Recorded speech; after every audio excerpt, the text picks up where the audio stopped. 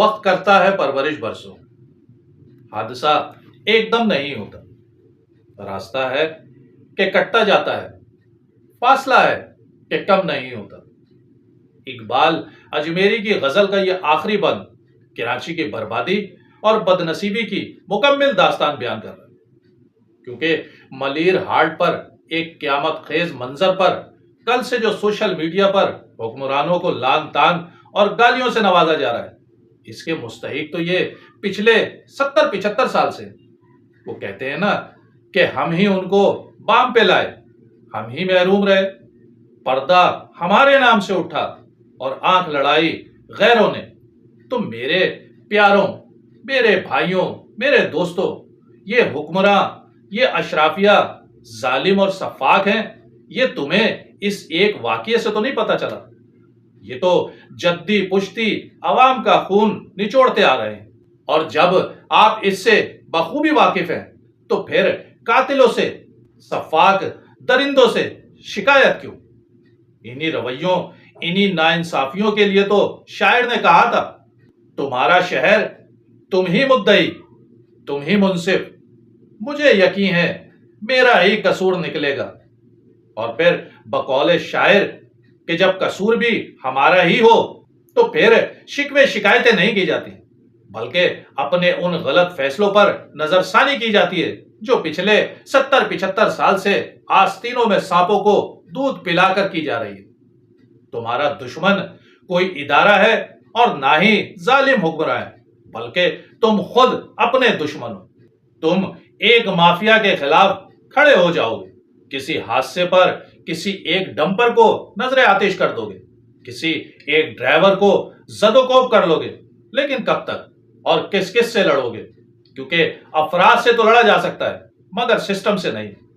تم جس سسٹم کے ذریعے کچلے جا رہے ہو، جس سسٹم کے ذریعے تمہیں روندا جا رہا ہے، تمہاری نسلوں کے مستقبل کو تاریک کیا جا رہا ہے، تم روٹی کپڑا مکان تو چھوڑ دو یار،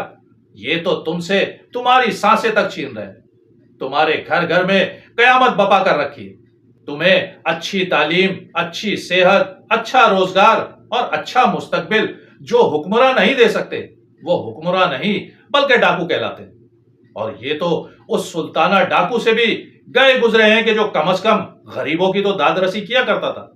آپ دیکھیے کہ جہاں اداروں کے خلاف، حکمرانوں کے خلاف، طاقتور شخصیات کے خلاف بولنا یا بات کرنا جرم بنا دیا جائے، ان کی طرف سے کی جانے والی کسی بھی ناانصافی پر آواز اٹھانے پر پیکا ایکٹ کی تیز دھار تلوار سے غریب اور کمزور کی گردن مار دی جائے، وہاں پھر قلم اور زبان یا پھر دلیل اور منطق کام نہیں کیا کرتی۔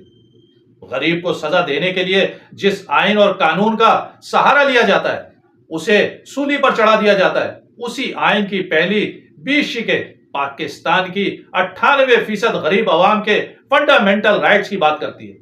ان کے بنیادی مسائل اور اس کے حل پر زور دیتا ہے۔ تو پچھلے 77 سال سے آئین کی اس خلاف ورزی پر کتنے حکمرانوں کو یا ان کے نیچے کام کرنے والے کتنے اداروں کے خلاف ایکشن لیا گیا، کتنوں کو سزائیں دی گئی؟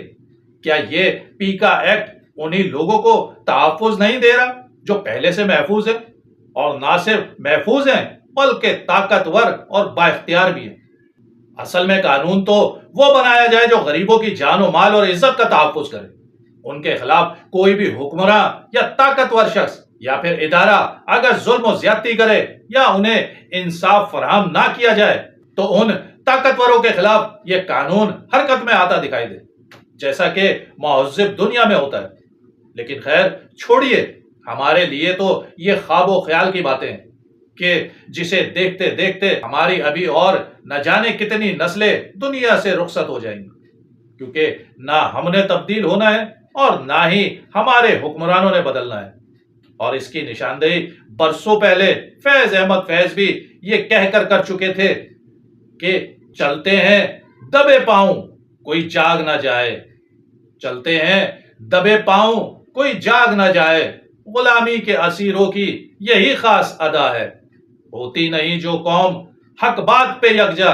اس قوم کا حاکم ہی فقط اس کی سزا ہے۔ اور دیکھ لینا کہ کل کے حادثے کا شور فقط 2 سے 3 دن سنا جائے گا اور پھر کوئی اور واقعہ یا کوئی اور ثانیہ اس کی جگہ لے لے گا۔